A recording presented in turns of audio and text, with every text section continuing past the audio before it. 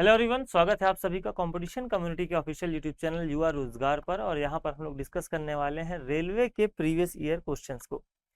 और रीजनिंग का ये तीसरा वीडियो है। इसके पहले ऑलरेडी आपको 2 वीडियोस प्रोवाइड मैंने कराए हुए हैं, जिसमें से पहला जो था वो कोडिंग डिकोडिंग पर बेस्ड था।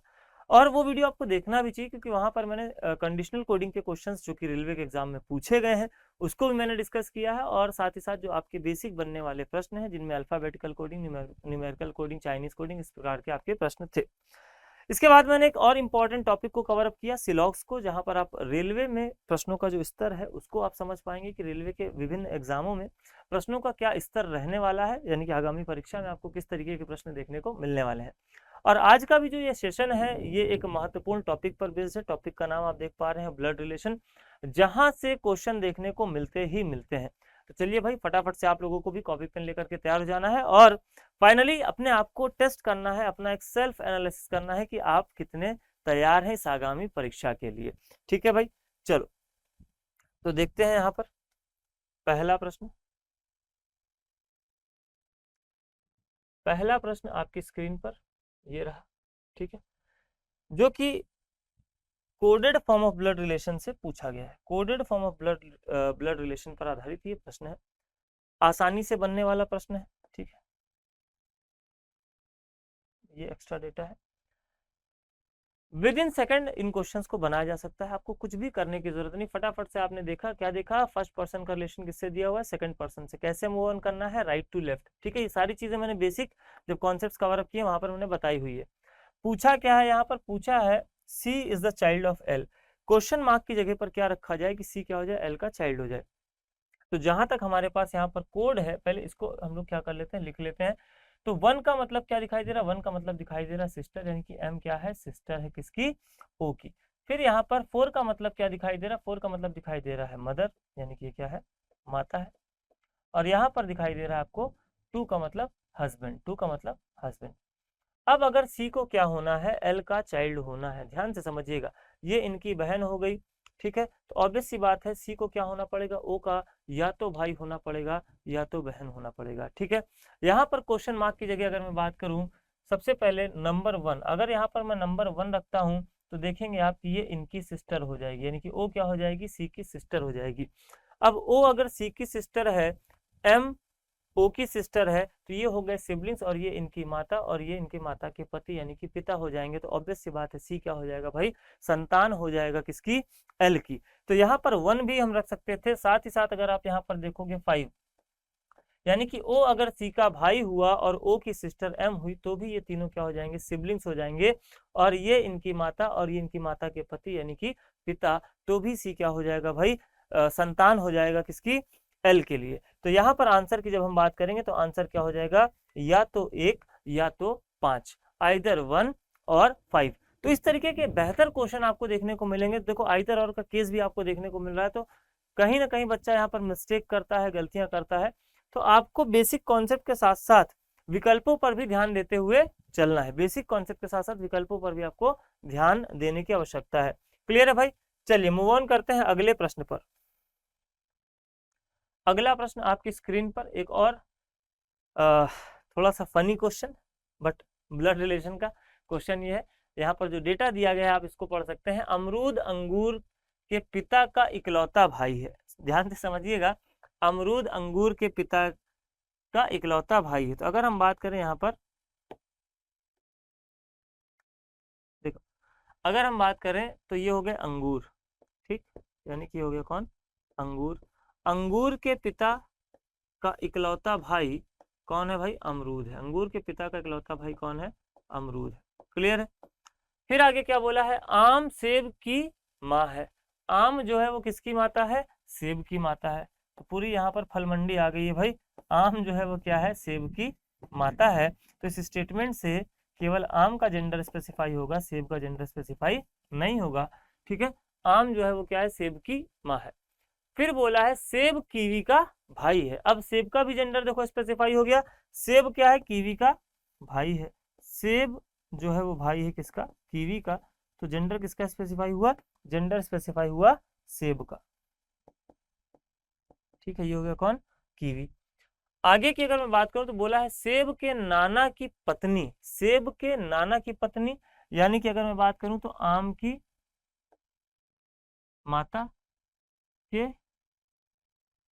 पति हो गए कौन, सेब के नाना की पत्नी कौन हो गई, ये हो गई। ठीक है, तो बोला है सेब के नाना की पत्नी अंगूर की दादी भी है, और यही जो पर्सन है ये क्या है, अंगूर की दादी है। तो अंगूर की अगर दादी हुई तो ये अंगूर के पिता हो गए, अंगूर के पिता की माता। ठीक है, ये क्या हो गई, जो सेब के नाना की पत्नी है वही कौन हो गई, अंगूर की दादी हो गई। ठीक है, अब रिमेनिंग डेटा अगर हम बनाएं तो इनकी एक बेटी कौन है भाई, इनकी एक बेटी है आम, इनकी एक बेटी है आम। और फिर बोला है आम का पुत्र कौन है, आम का पुत्र कौन है, सेब, जो कि किसका भाई है, जो कि भाई है किसका, कीवी का।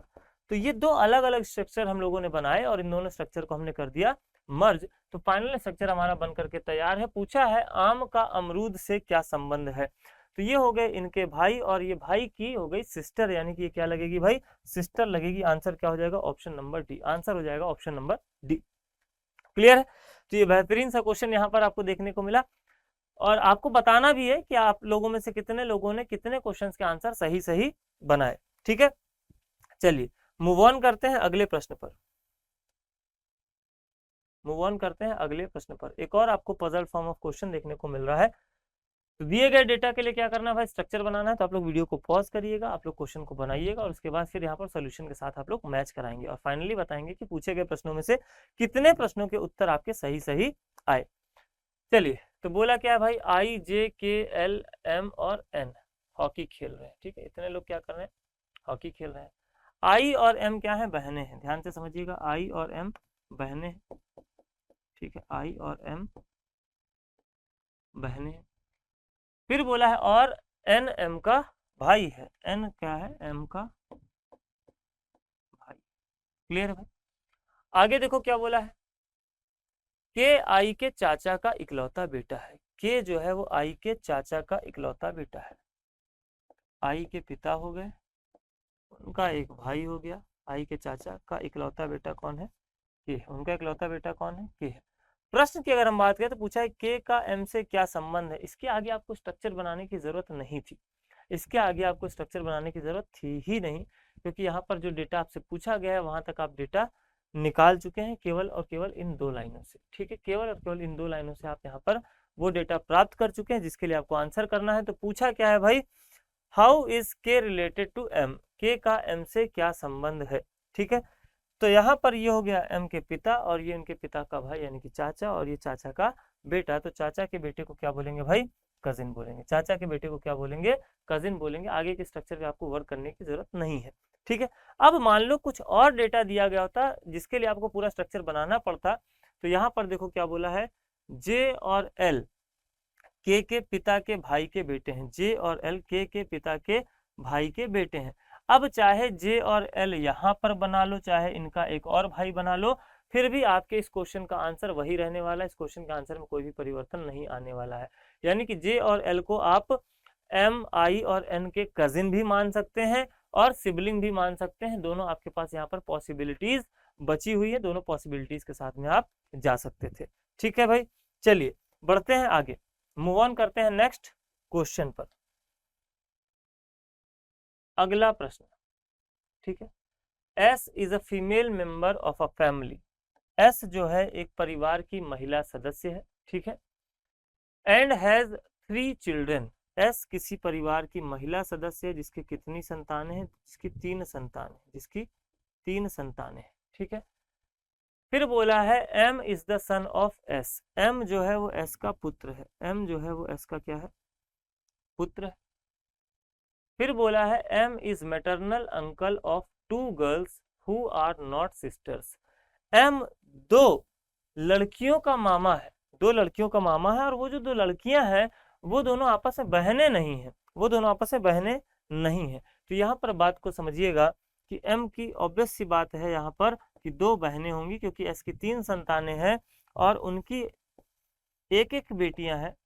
तो इन 2 लड़कियों का मामा कौन हो गया, एम हो गया, और ये दोनों आपस में कजिन हैं, बहनें नहीं है। ठीक है भाई, फिर क्या बोला है, but whose mother are siblings, लेकिन उनकी माताएं जो है वो क्या है, सिबलिंग्स है। तो देख पा रहे हो कि इन दोनों लड़कियों की जो माताएं हैं वो क्या है, बहनें हैं, सिबलिंग्स हैं।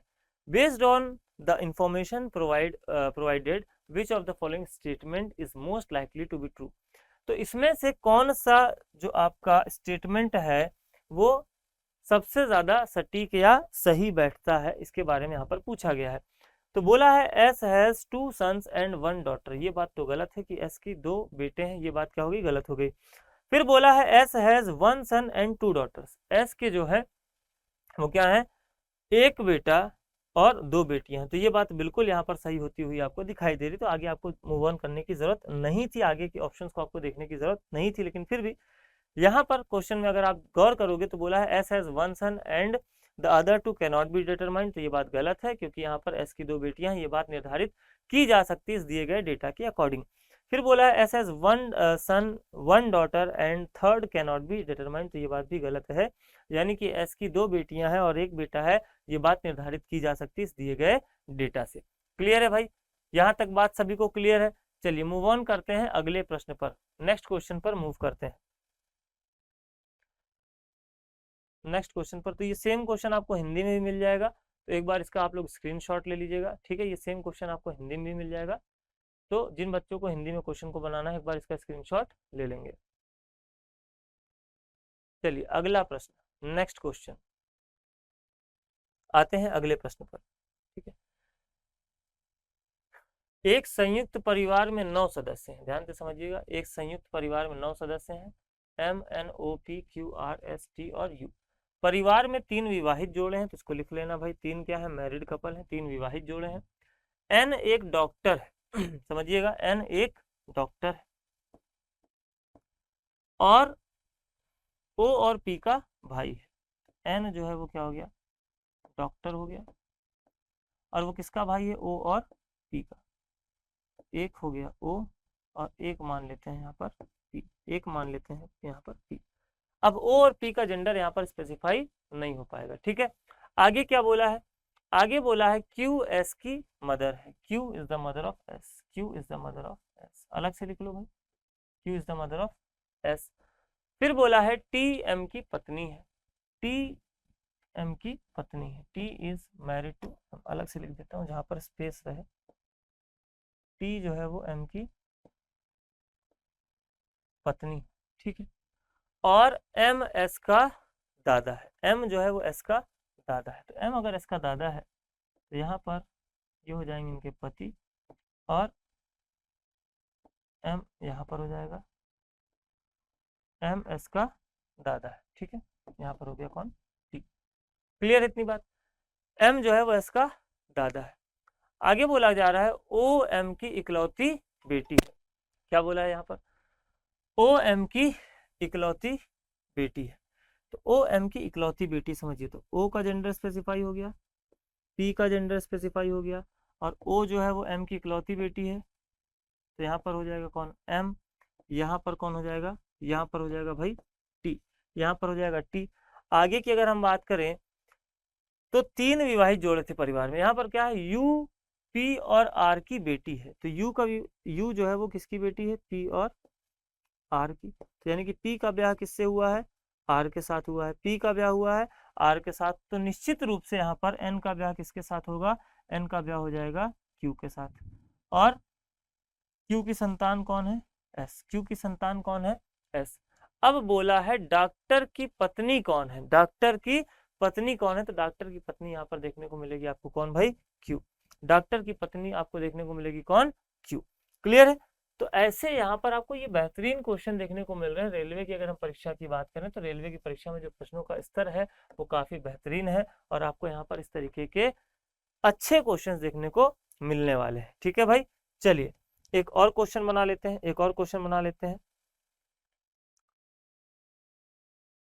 एक और क्वेश्चन बना लेते हैं भाई। देखिए क्या बोला गया है, मेरी बड़ी बहन ने मुझे हमारे परिवार के फोटो एल्बम में एक आदमी की तस्वीर दिखाई और कहा कि वह हमारी, तो यानी कि ये दोनों सिबलिंग्स हैं। तो एक तो ये हो गई बहन, जो बड़ी बहन, और एक हो गया ये पर्सन। पर्सन के बारे में हमें नहीं पता कि वो मेल है या फीमेल। तो ये क्या बोल रहा है, इनकी बड़ी बहन फिर उन्होंने एक तस्वीर इनको दिखाई इनके परिवार की और बोले कि वाह हमारी दादी, तो इनकी दादी कौन होगी, इनके पिता की माता। अब दादी भी हो सकता है, नानी भी हो सकता है, दादी भी हो सकता है, नानी भी हो सकता है भाई, क्योंकि यहाँ पर ग्रैंड मदर लिखा हुआ है, ग्रैंड मदर लिखा हुआ है। चलो तो समझते हैं इसको, इनकी दादी भी हो सकती है और नानी भी हो सकती है, तो यहाँ पर बना लेते हैं। ठीक है, अब यहाँ पर मेल भी हो सकता है और फीमेल भी हो सकता है। तो क्या बोल रहा है, इनकी दादी या नानी के इकलौता बेटा है, तस्वीर में जो इन्होंने फोटो दिखाई का इकलौता बेटा है, लेकिन वह हमारी माँ का भाई नहीं है। तो यहाँ पर अगर हम मेल मेंबर मान के चलें तो बोल रहे हैं लेकिन वो जो बंदा है इनकी माता का भाई नहीं है। अब माता का भाई नहीं है तो समझो कि ऑब्वियस सी बात है, अगर माता का भाई नहीं है तो यहाँ पर ध्यान दीजिएगा, अगर ये इनकी माता का भाई नहीं है, जैसे पहले मैंने कहा कि जेंडर आप स्पेसिफाई नहीं कर सकते थे तो आपके पास दो विकल्प थे, जेंडर आप स्पेसिफाई नहीं कर सकते थे तो आपके पास में दो विकल्प थे कि यहाँ पर पुरुष सदस्य भी हो सकता है और यहाँ पर महिला सदस्य भी हो सकती है। अगर ये महिला सदस्य होती तो इनकी माता की माता होती। ठीक है, तो ये क्या बोल रहे हैं, अगर मान लो फॉर एग्जाम्पल, अगर मान लो यहाँ पर आप इनको नानी मान के चलते हो तो देखो क्या गड़बड़ हो रहा है। अगर नानी मान के चलते हो तो क्या बोल रहा है, इनकी नानी का पुत्र, अगर यहाँ पर दादी को थोड़ी देर के लिए हटा दो तो इनकी नानी का इकलौता बेटा है, लेकिन वो इनकी माता का भाई नहीं है। तो नानी का इकलौता बेटा होगा तो माता का भाई निश्चित रूप से लगेगा ही लगेगा, यानी कि ये वाली बात तो हो गई गलत। अब दादी मान के चलोगे तो इनके पिता की माता, तो इनकी दादी का इकलौता जो बेटा है वो इनकी माता का भाई तो होगा नहीं, ऑब्वियस सी बात है, वो क्या होगा, इनकी माता का पति होगा। तो इन्होंने कहा कि इनकी माता का भाई नहीं है। अगर हमारी माँ के सिर्फ दो बच्चे थे, एक बेटी और एक बेटा, तो पी का जेंडर क्या हो जाएगा, पी का जेंडर स्पेसिफाई हो जाएगा। तो मैं उस आदमी से कैसे संबंधित हूँ, ठीक है, तो ये उस आदमी से कैसे संबंधित होगा, तो ये उस आदमी से संबंधित होगा भाई पुत्र के रूप में, मेरी बड़ी बहन ने मुझे हमारे। ठीक है, तो ये जो बोल रहा है, अगर ये अपने बारे में पूछ रहा है कि मैं कैसे संबंधित हूँ, तो आंसर क्या हो जाएगा, आंसर हो जाएगा पुत्र, आंसर हो जाएगा बेटा। ठीक है, तो एक चीज को समझिएगा, चाहे वो रेलवे का प्रश्न हो चाहे वो एसएससी का प्रश्न हो, जब आप ब्लड रिलेशन में जाओगे तो अगर स्पेसिफाई करना होता है तो वो कर देगा मैटरनल या पैटर्नल, जैसे कि आपने लास्ट क्वेश्चन में भी देखा। जब स्पेसिफाई नहीं करना होगा तो इस तरीके से आपको वो विकल्प देगा। हिंदी में भी अगर आप बनाओगे तो सीधे तौर पर नहीं लिख देगा दादी या नानी, वो आपको स्लैश करके ऑप्शन में देगा कि दोनों ही विकल्पों के बारे में आपको सोचना है, दोनों ही संभावित रिलेशंस के बारे में आपको सोचते हुए आगे बढ़ना है। ठीक है भाई, चलो एक और प्रश्न बनाते हैं आज के सेशन का आखिरी प्रश्न, आज के सेशन का लास्ट क्वेश्चन। ठीक है, चलिए, एक्स ने वाई से कहा मैं ना तो आपका बेटा हूं ना ही आपका पिता। अब समझो एक्स जो है वाई का बेटा नहीं है, इसको ऐसे बना दे रहा हूं डायरेक्ट, एक्स जो है वो वाई का बेटा नहीं है, ये बात गलत हो गई। फिर एक्स जो है वो वाई का पिता नहीं है, ये बात भी क्या हो गई, गलत हो गई। ये दोनों बातें क्या हो गई, गलत हो गई। फिर बोल रहा है मैं आपकी पत्नी का भाई नहीं हूं, तो एक्स जो है वो वाई की पत्नी का भाई भी नहीं है, ये बात भी क्या हो गई, गलत है। लेकिन मैं उससे संबंधित हूं, तो क्या बोला, इनकी पत्नी का भाई नहीं लेकिन इनकी पत्नी के भाई के साथ में संबंधित है। ठीक है, ये नहीं है लेकिन इनके भाई के साथ में संबंधित है। फिर क्या बोल रहा है, मैं आपकी पत्नी के पिता का पोता हूं, तो एक्स जो है वो वाई की पत्नी के पिता का पोता है। तो समझिए एक्स जो है वो वाई की पत्नी के पिता का पोता कब लगेगा, जब ये इनकी पत्नी के भाई का बेटा होगा। तो ये कौन हो गया, एक्स। तो एक बिल्कुल लाइन में यहाँ पर आंसर था, लेकिन ये कंफ्यूज करने के लिए स्टार्टिंग के डेटा आपको दिए गए थे। तो ये हमने इसलिए स्ट्रक्चर बनाया कि ये रिलेशन नहीं हो सकता एक्स और वाई के बीच में। और फाइनली यहाँ पर पूछा क्या है, how is X related to Y, तो इनकी पत्नी के भाई का बेटा, यानी कि क्या लिखा हुआ है भाई, पत्नी के भाई का बेटा सीधे तौर पर दे दिया है। तो पत्नी के भाई का बेटा कौन है, एक्स है। तो इस प्रकार से आप आंसर कर सकते थे। तो यहाँ पर आपको प्रैक्टिस करते रहना है, इसी प्रकार से अभ्यासरत रहना है, और साथ ही साथ थोड़े बहुत कॉन्सेप्ट्स के साथ में आपको क्वेश्चंस अपडेट भी करते रहने हैं, यानी कॉन्सेप्ट को वापस से आपको रिवाइज भी करते रहना है। तो मिलते हैं हम लोग अगले सेशन में, जहाँ पर एक और टॉपिक से कुछ बेहतरीन से पूछे गए सवालों के साथ में हम लोग जुड़ेंगे इसी प्लेटफॉर्म पर। तो बने रहें कंपटीशन कम्युनिटी के साथ। मिलते हैं हम लोग अगले वीडियो में, आज के लिए इतना ही, धन्यवाद, थैंक यू। अगर आप चाहते हैं अपने कैरियर को एक नई दिशा देना और सुनहरे भविष्य को साकार करना, तो जुड़िए कंपटीशन कम्युनिटी के साथ। आज ही हमारे वेबसाइट के कैरियर पेज पर विजिट करें अथवा डिस्क्रिप्शन बॉक्स पर दिए गए लिंक पर क्लिक करें। हमेशा आपके साथ टीम कोको।